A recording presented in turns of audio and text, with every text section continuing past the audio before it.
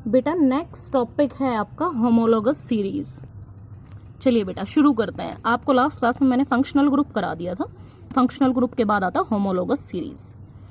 तो होमो वर्ड आपने कई बार पढ़ा है, होमोजीनियस मिक्सचर में पढ़ा होगा, ठीक है ना। होमो का मतलब होता है थ्रू आउट, सेम, एक जैसा, यूनिफॉर्म।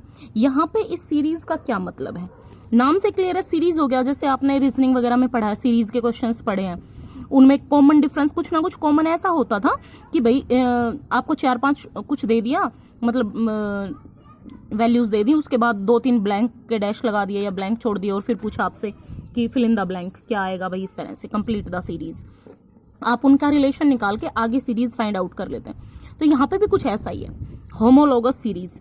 तो देखिए, ए series whose all members can be derived by a single formula.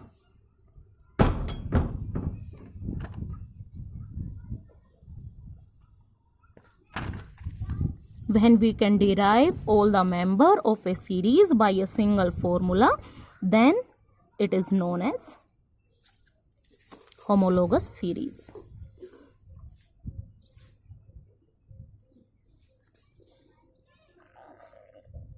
दोबारा से सुनिए, एक फॉर्मूला, उसमें वैल्यूज पुट करते जाइए। आपने पढ़ा होगा ये पहले हाइड्रोकार्बन्स में, एल्केन, एल्कीन, एल्काइन के मैंने आपको जर्नल फॉर्मूलाज कराए थे। तो उसमें क्या था, एन की वैल्यूज पुट करते जाओ और पूरी सीरीज आती जाए। कुछ ऐसा ही है ये, ठीक है। फॉर एग्जाम्पल, उसी का एग्जाम्पल दे देते हैं, CnH2n, ये एल्कीन का एग्जाम्पल था अगर आपको याद हो। एन की वैल्यूज पुट करते जाओ, 2 से शुरू करेंगे, C2H4, ये तो पता होगा ना 2 से शुरू क्यों किया, क्योंकि मैंने पिछली में बता दिया था। 3 रखेंगे तो C3H6, 4 रखेंगे तो C4H8, ऐसे बढ़ता चला जाएगा। आप कितने भी मेंबर निकाल सकते हैं, पूरी सीरीज निकाल सकते हैं, ठीक है। ये है आपका होमोलोगस सीरीज। अब बात आती है, डेफिनेशन करा दी, एग्जाम्पल करा दिया। अब देखो इसकी कैरेक्टरिस्टिक्स ऑफ होमोलोगस सीरीज। ये बहुत ही छोटा टॉपिक है, लेकिन बेटा बहुत ही इंटरेस्टिंग भी है और इंपॉर्टेंट भी है, ठीक है। तो क्या है इसकी कैरेक्टरिस्टिक्स? सबसे पहला, एक सिंगल फॉर्मूले से सारे निकल रहे हैं, ये तो आपको समझ में आ गया। लेकिन आप एक चीज देखिए, इनका कॉमन डिफरेंस देखिए, इन दोनों में डिफरेंस देखिए।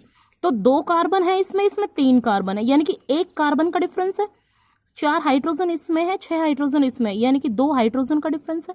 अब आगे चलिए, इनका डिफरेंस देखिए, 3 है इसमें 4 कार्बन, तो 1 कार्बन, 2 हाइड्रोजन, ऐसे ही आगे चलता जाएगा। यानी कि आप एक सीरीज से, मतलब एक मेंबर से दूसरे मेंबर में CH2 यूनिट का अंतर होता है। यानी कि अगर इसमें हम CH2 ऐड कर दें तो ये बन जाएगा, ठीक है। इसमें CH2 ऐड कर दे तो अगला मेंबर आ जाएगा। यानी कि एक मेंबर से दूसरे मेंबर में CH2 यूनिट का डिफरेंस होता है।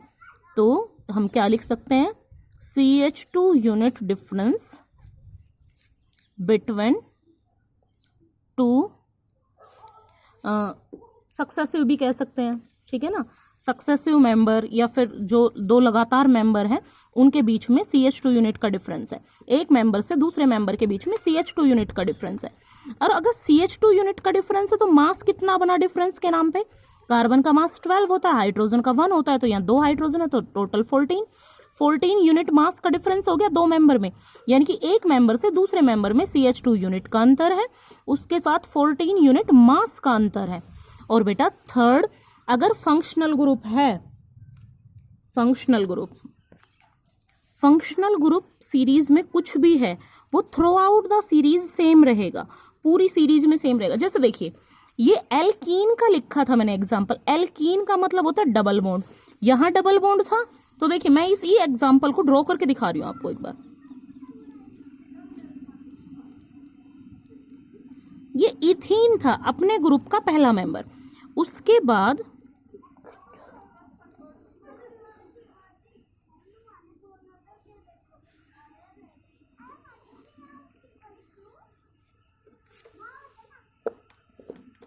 ये है उस ग्रुप का दूसरा मेंबर, प्रोपीन नाम है इसका। तो आप देखिए यहां डबल बॉन्ड था, डबल बॉन्ड ही रहा। आगे देखिए,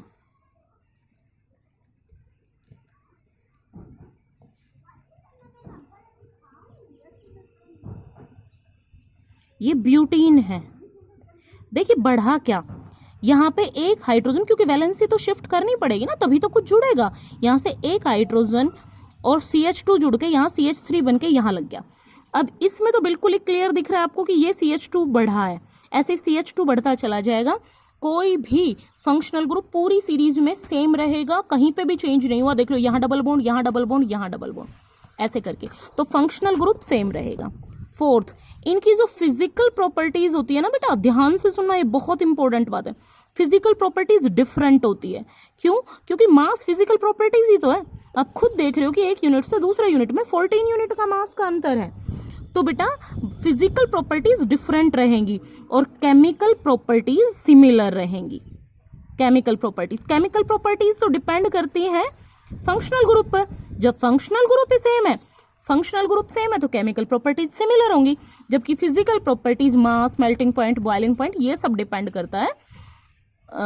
ये सारी फिजिकल प्रॉपर्टीज हैं तो ये सारी डिफरेंट रहेंगी। अच्छा एक चीज और, जितना ज्यादा मास, यानी कि जितना बड़ा ग्रुप, जितना बल्कि ग्रुप, उतना ही उसका मास भी ज्यादा, मेल्टिंग पॉइंट भी ज्यादा, बॉइलिंग पॉइंट भी ज्यादा।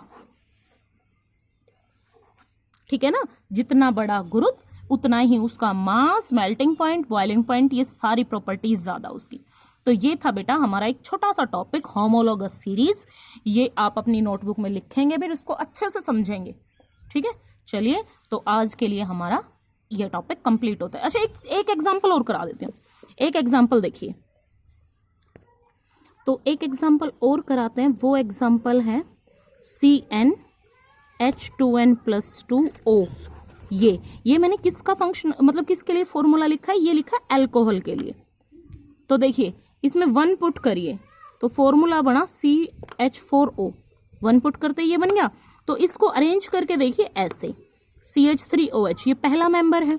दूसरा मेंबर देखिए 2 पुट कीजिए, C2H6O, तो ये बन गया CH3 CH2 OH, तो C3H6O बन गया। 3 पुट करिए, C3H8O, तो CH3 CH2OH। आपको समझ में आ रहा होगा, सिर्फ CH2 बढ़ता जा रहा है, कहीं पे भी फंक्शनल ग्रुप चेंज नहीं हो रहा। OH, तो सिमिलर केमिकल प्रॉपर्टीज शो करेगा। फिजिकल प्रॉपर्टीज डिफरेंट होंगी क्योंकि ये इससे बड़ा, ये इससे बड़ा, मास ज्यादा, तो मेल्टिंग पॉइंट, बॉइलिंग पॉइंट, ये सारी प्रॉपर्टी चेंज हो जाती है। तो ये बेटा अपना बहुत ही छोटा टॉपिक था, बहुत ही अच्छा इंटरेस्टिंग सा टॉपिक था, तो अच्छे से कर लेना इसको। चलिए आज के लिए इतना ही।